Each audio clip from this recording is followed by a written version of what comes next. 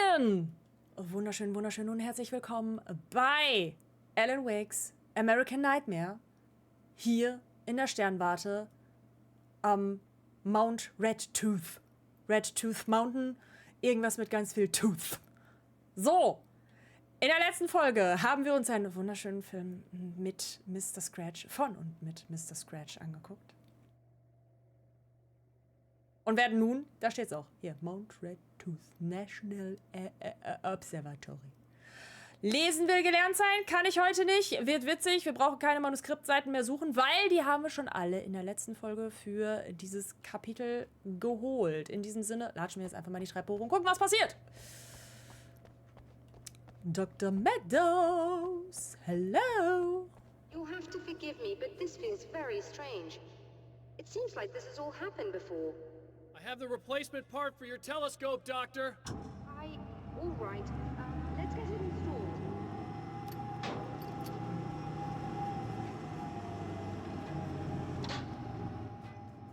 Was ist das?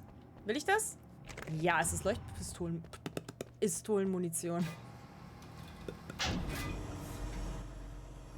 So, wir haben wieder das Bearbeitungssystem, nicht Bearbeitungssystem in unsere total geräumigen Hosentaschen gepackt, weil nur das reinpasst und keine zusätzliche Munition. Werde ich das bis zum Ende des Spiels durchziehen und rumnörgeln? Ja, werde ich. I think we can give this a go. I have this strange feeling that something will Don't go start wrong. it up yet. There's a problem with the coolant system. Yes, that's right. I remember.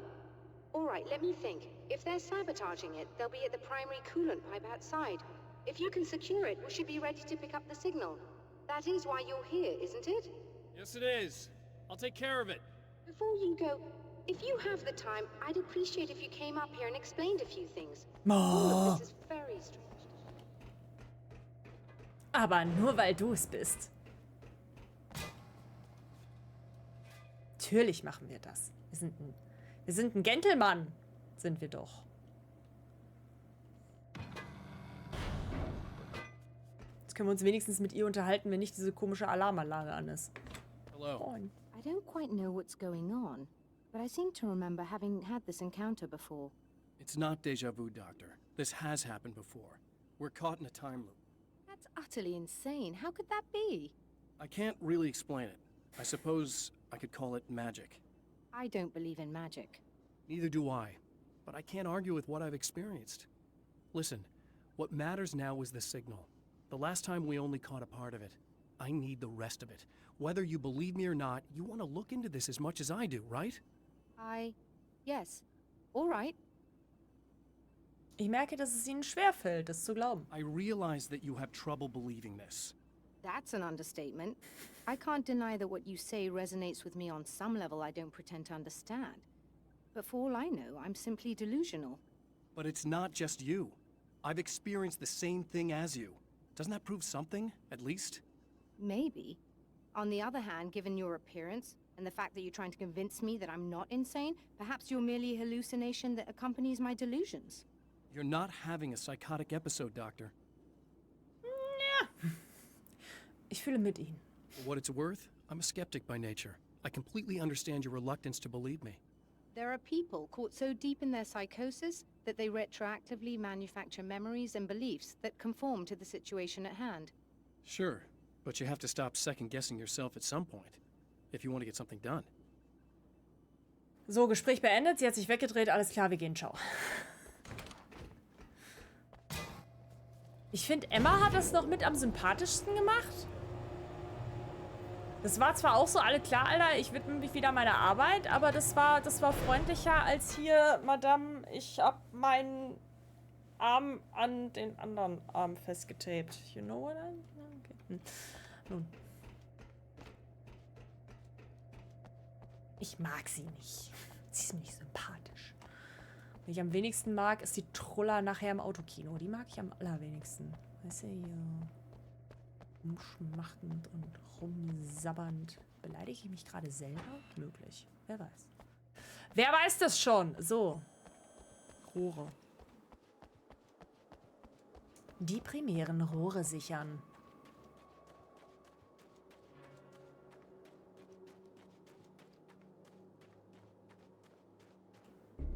Okay. I'll go down there.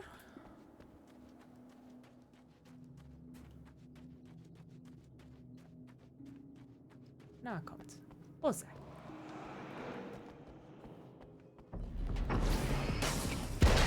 Da ist ein Kollege Schnürschuh, da sind 2 Kollegen Schnürschuhe. Hübsch.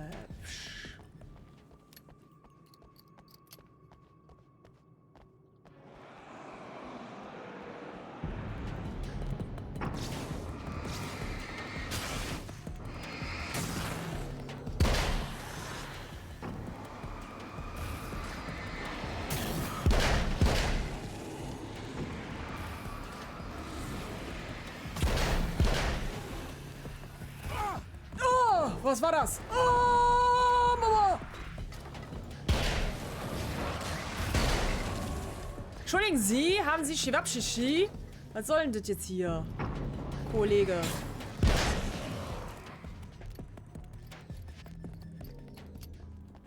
Das waren viele. Ich möchte eben kurz meine Dinge aufladen, bevor ich...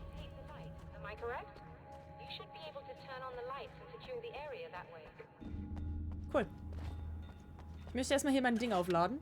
Danke. So. Falls ich dich jetzt unterbrochen habe, kannst du weiter reden. Blablabla. Nein. Nein. Ah. Manchmal kann es so einfach sein. Doctor, can you hear me? I think we're good to go. All right. I'll start looking for the signal. Please, head back. Würde ich ja, aber...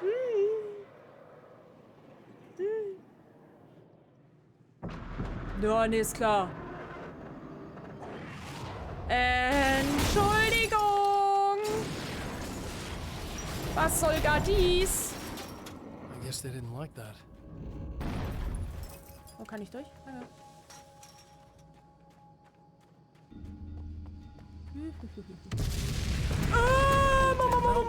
Kill me. Oh. Oh. Oh. Nicht nur der verdammte Berg. Gefühlt will mich jetzt hier alles killen. Warum? Warum? Oh, frech.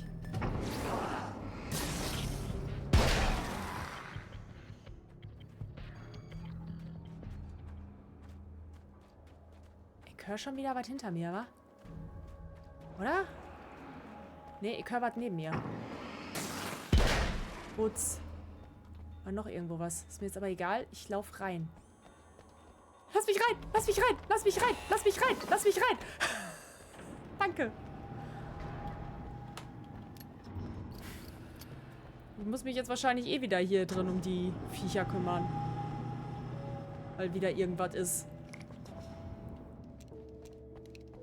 It's working. Please, come up here. Echt? Muss ich nicht wieder irgendwelche Dinge tun? Hier, meine ich? Nein? Are you sure? Ich traue dem Ganzen noch nicht. Ach, guck mal, der Nebel hat sich auch verzogen draußen. Schön.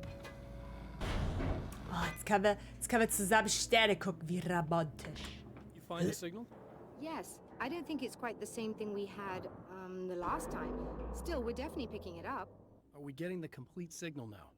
I'm afraid not. Take a look at it yourself. I'm printing out a hard copy now. I'd like to ask you a question or two before that, though. If you don't mind. Na gut. Über was denken Sie gerade noch? What's on your mind, Doctor? Sterne. Most people would find these events extremely disturbing, provided that they survive these creatures, that is. You seem to be quite adept at dealing with the situation. Why is that? Yes, I was involved in... It's a complex story. I was in this small town, and a horrible thing from another dimension kidnapped my wife and manipulated me into writing this horror story that came true. I learned to fight it with light, and I managed to contain it and free my wife. But I was trapped in its world. Are you serious? Absolutely. So, I'm used to reality working in strange or even impossible ways. And I've fought these things, not exactly like this, but close enough for a good while now. Of course, I have certain advantages. So what? Was there anything else? What did you mean when you said you have advantages? At the risk of sounding like a lunatic, reality is much more fluid than people think. It can be influenced. I didn't take you for a mystic. I'm not. I'm a writer. And under certain conditions, I can, for lack of a better word, rewrite reality. Change things. That's absurd. But it works. Assuming I believe this, why don't you simply, I don't know, write yourself some superpowers? It's not quite that simple. You need to follow certain laws of drama, I suppose. You need to think about consistency and symbolism. Often what you write isn't anywhere near as important as what you imply. There are things out there that will take advantage of your mistakes. You really believe in this? Schauen Sie mich nicht so an. Echt mal. Bedank dich lieber, dass er dir hilft. Huh. Huh. Das war knapp. Don't look at me like that. You've experienced some of this yourself. I will gladly admit that something exceedingly strange is going on. But this idea that you're somehow altering reality with your writing is ridiculous. You're essentially saying you're controlling my actions. Leaving aside the rational arguments against this, what gives you the right? Well, it's more like having a destiny. A path you're on. You're not aware of it, but there it is. If somebody changes it, what difference does it make? It's what every writer does. If you write something that affects one of the characters, they don't really know about that. I'm not a character. Are you saying that it's all right to take advantage of someone if they aren't aware of it? Look, all I meant was that if you're genuinely making all your own decisions, and those decisions lead to whatever destiny you have, what practical difference does it make? I suppose that depends on whether our destinies are determined by things like physics and probabilities, or natural reality, which is presumably neutral and impartial, or by some kind of an intelligence. If it's the latter, that intelligence makes choices based on some criteria. If we suffer as a result of those choices, there's a moral and ethical element involved, regardless of whether we're aware of its manipulations. Wouldn't you agree? You're taking this very well. I thought you'd be hangry. I suppose I would be if I thought you could actually do this.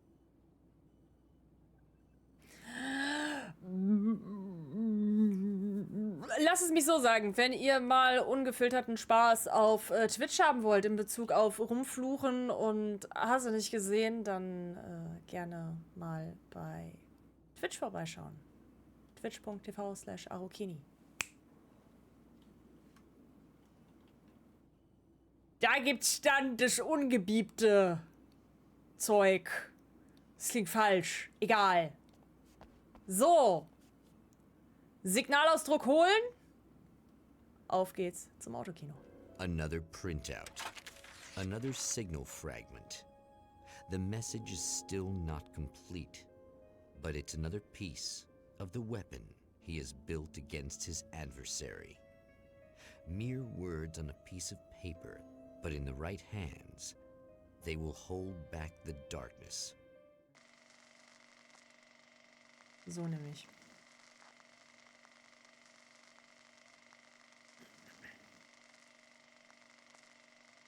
Das Autokino von Night Springs, Arizona.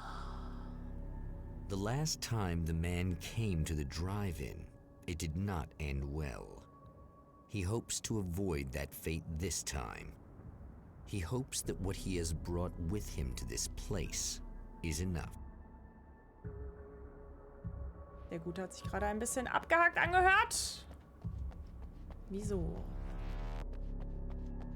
Ich glaube, das ist tatsächlich das Kapitel, wo ich am wenigsten Seiten mal gefunden habe.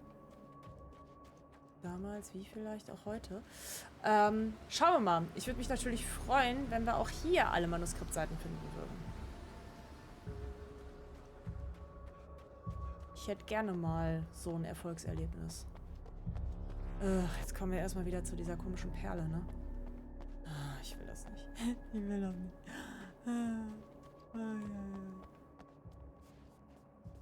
Da vorne ist eine Seite.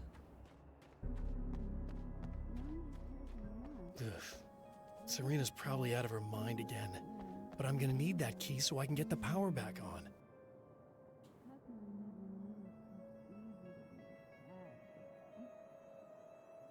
Bad girl. Sagen wir nichts zu. Sagen wir nichts zu. Die Gefahren der Schöpfung. To change the world, you must craft a blueprint for the new reality. Any work of art will do, as long as it's a genuine act of creation. That's what the energies of the dark place respond to. The results may be subtle and perplexing, or far-ranging and momentous. My area of expertise, the written word, gives much more precise results than music or interpretive dance would, for instance. But words can be extremely dangerous. What you define may become reality, but so can that which you imply, even if you don't realize you're doing so. Um die Welt zu verändern, muss man eine Blaupause für die neue Realität erschaffen. Jedes Kunstwerk kann das, solange es eine echte Neuschöpfung ist. Darauf reagieren die Energien des dunklen Ortes. Die Ergebnisse können Entschuldigung. Muss ich mich kurz ein bisschen übergeben. Die Ergebnisse können unauffällig und verwirrend sein oder weitreichend und folgenschwer. Mein Fachgebiet, das geschriebene Wort, führt zu genaueren Ergebnissen, als dies bei Musik oder Ausdruckstanz möglich wäre. Sprich, Waldorfschüler hätten Probleme oder was? Ich weiß nicht, das ist eine ernst gemeinte Frage. Ich habe keine Ahnung. Aber Worte können extrem gefährlich sein. Was man definiert, kann Realität werden. Aber das ist auch für das möglich, was man nur impliziert. Selbst wenn man sich nicht darüber im Klaren ist, dass man dies tut. Hoppala. Ich hätte auch einfach F5 drücken können, wie die letzten Male auch, ne? Hab ich nicht! So, dann gucken wir mal, was das Bad Girl macht. You again? I'm really just here to get the keys so I can get the power back on. Do you want to hold me down? It's okay. I know you like that. Yeah, I'll just grab the keys. I could be like your wife, little wifey, waiting at home for hubby. Or you could be the mailman, or the neighbor. I'm already married to someone who isn't crazy, thanks. I'm just gonna go and get the power back on. Oh. Aww. Look, I may or may not be back. I have the access code to the booth already, so once the power is on... You should totally come see me. We could have fun. You know. We'll see how it goes. Sie sollten sich besser setzen. You should sit down or something. Try to stay calm. I don't want to be calm.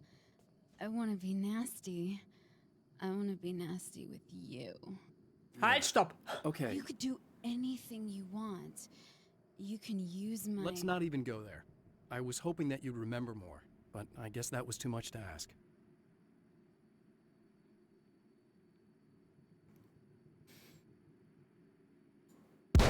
Oh.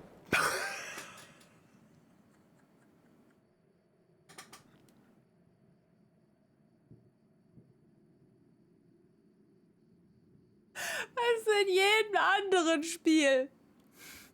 Würde der die Waffe wegreißen oder sonstiges.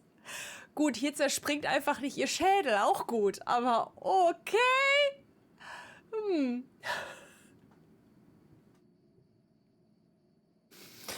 Nun. Wir wollten die Schlüssel holen, ne? Da ist ja.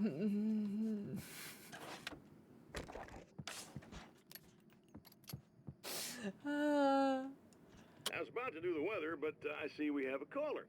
Hey, you're on the air with Eddie. What's up? Hey, Eddie, it's Ricky. You talked about fate before. You think about that a lot?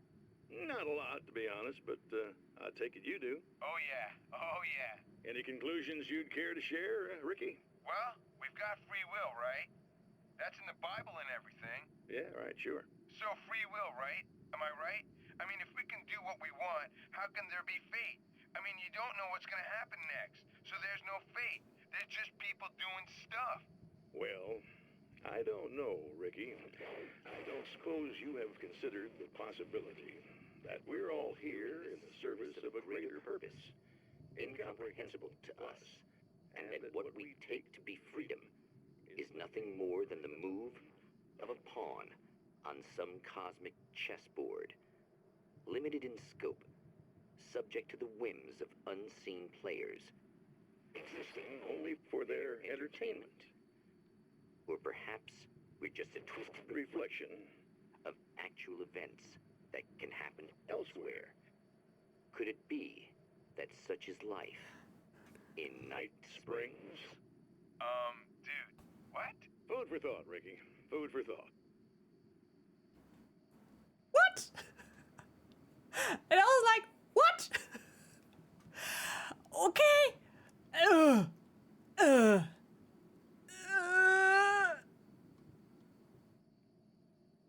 Ich liebe alles an dem Spiel. Ach Gott. Ja, wir blenden mal zwischenzeitlich einfach hier Night Springs ein und machen die Leute richtig kirre. Nein, Aro. Spar Muni. Na gut.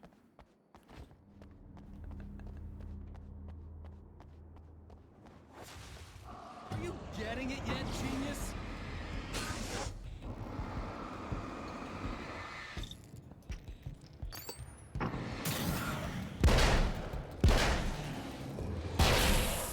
Was? Habe ich irgendwo was brüllen hören? Nein, gut.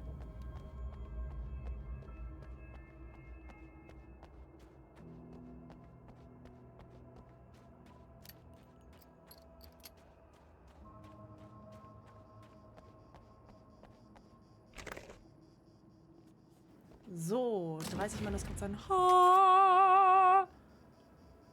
Oh. Die Magnum ist ja eigentlich halt schon gut, ne? Oh.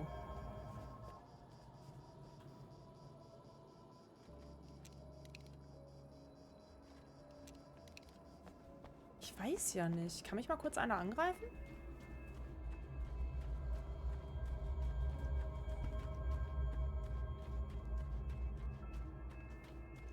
Just in case.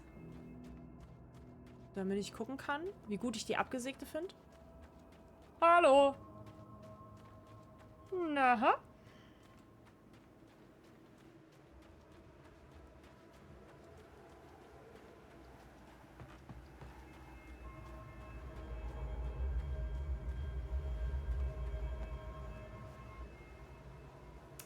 What? Seit wann? Oh ja, ne. Vergiss es. Ja, wäre witzig, aber nö. Oh, warte, wo? Da. Oh, fast übersehen. Gleichgewicht. I have changed. I know who I am now. I know that I can write my own fate. Bright Falls taught me that. I know that indulging my weaknesses, giving in to fear and complacency will only drag me down. The Dark Place taught me that. I'm no Zen master. I've not attained enlightenment. But I have learned to let go of the things that I don't need. I know that without that balance within, I become my own worst enemy. Now I strive for equilibrium, and with that, I'm strong enough to get where I want. Ich habe mich verändert. Ich weiß jetzt, wer ich bin. Ich weiß, dass ich mein eigenes Schicksal schreiben kann. Bright Falls hat mich das gelehrt. Ich weiß, wenn ich meinen Schwächen nachgebe, mich der Angst und Wohlgefälligkeit hingebe, werde ich nur nach unten gezogen. Der dunkle Ort hat mich das gelehrt. Ich bin kein Zen-Meister. Ich habe keine Erleuchtung erlangt, aber ich habe gelernt, die Dinge loszulassen, die ich nicht brauche. Ich weiß, dass ich ohne diese innere Ausgeglichenheit mein eigener größter Feind werde. Jetzt strebe ich nach Ausgeglichenheit und mit ihr bin ich stark genug, um dorthin zu kommen, wo ich hin will. Oh, das ist sehr philosophisch, mein Freund. So, ich muss hier Abgesägte testen.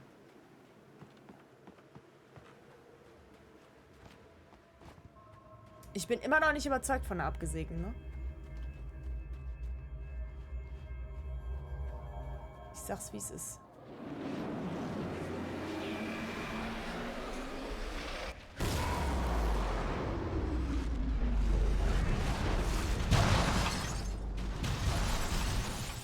Let's put it a test.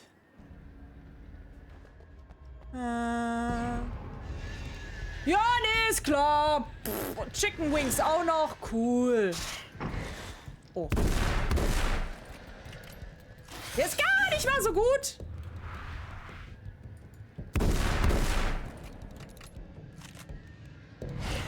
Oh, oh. Oh, oh, oh, oh. Ja, tu. Ja. Schwierig.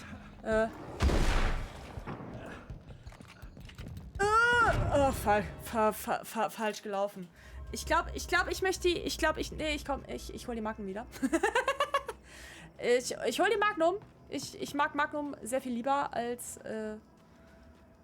anderes Dings. Dongs. Warte mal, wo war? Oh. Bin ich spontan in einen Kaktus gefallen? Ja. Kann ich das ab? Ja, weil ich bin Alan Wake. Ich will meine Magnum wieder. Danke, mit der komme ich besser klar. Dankeschön, Dankeschön, Dankeschön. So. Ich wollte noch da hinten gucken.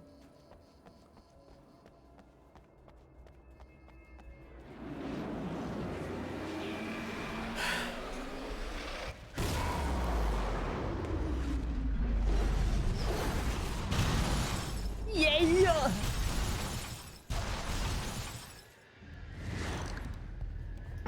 Oh.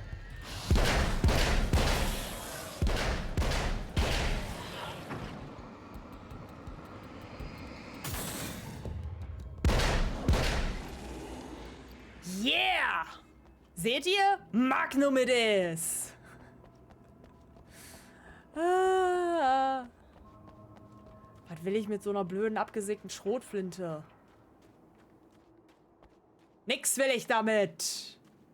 Guck mal da. Das will ich schon eher. Oh, ist das Arma-Bier? Ach nein, wir sind in Arizona. In Arizona gibt's kein Arma-Bier. Der Doppelgänger. It's obvious that for all his power, Mr. is an agent of another greater being. The dark place he came from is full of terrible alien intelligences, dark presences, and none of them should be let loose in our world. He serves one of them. He'll open the way for them if I don't stop him. But he'll do more. He'll take over my life. He already has my face. He already uses my name. He'll become Alan Wake in every way imaginable and corrupt everything, unless I can stop him. Es ist klar, dass Mr. Scratch trotz all seiner Stärke nur der Diener einer anderen, größeren Macht ist. Der dunkle Ort, aus dem er kam, ist voll von schrecklichen fremden Intelligenzen? Wow, schönes Wort. Dunklen Präsenzen und keine von ihnen sollte auf unsere Welt losgelassen werden. Er dient einer von ihnen. Er öffnet ihm den Weg, wenn ich ihn nicht aufhalte. Aber er wird noch mehr tun. Er übernimmt mein Leben. Er hat bereits mein Gesicht. Er benutzt bereits meinen Namen. Er wird in allen Aspekten zu Alan Wake und wird alles korrumpieren, wenn ich ihn nicht aufhalten kann.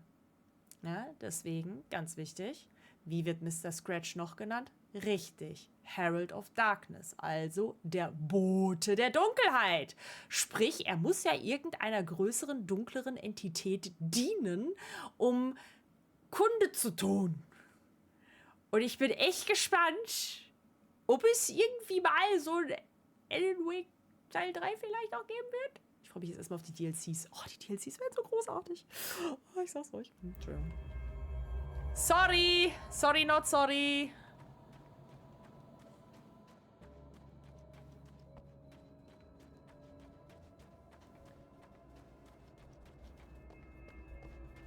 Wir nehmen mal hier Dinge.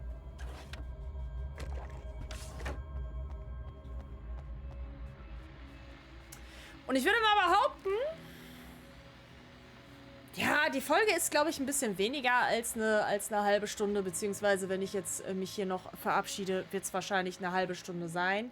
In diesem Sinne würde ich mal behaupten, wir werden uns das Video von Mr. Scratch in der nächsten Folge anschauen. Von Alan Wakes American Nightmare. Vielen, vielen herzlichen Dank fürs dabei gewesen sein. Gebt dem Video gerne einen Daumen hoch, wenn es euch gefallen hat. Schaut auch gerne bei twitch.tv/arukeni vorbei. Wie gesagt, da gibt es das Ganze auch ein bisschen ungefilterter, zumindest was die Sprache angeht. Nicht? Dünnpfiff laber ich da sowieso, aber nun, wird weniger rumgebiebt. In diesem Sinne, habt noch einen angenehmen Tag und bis denne.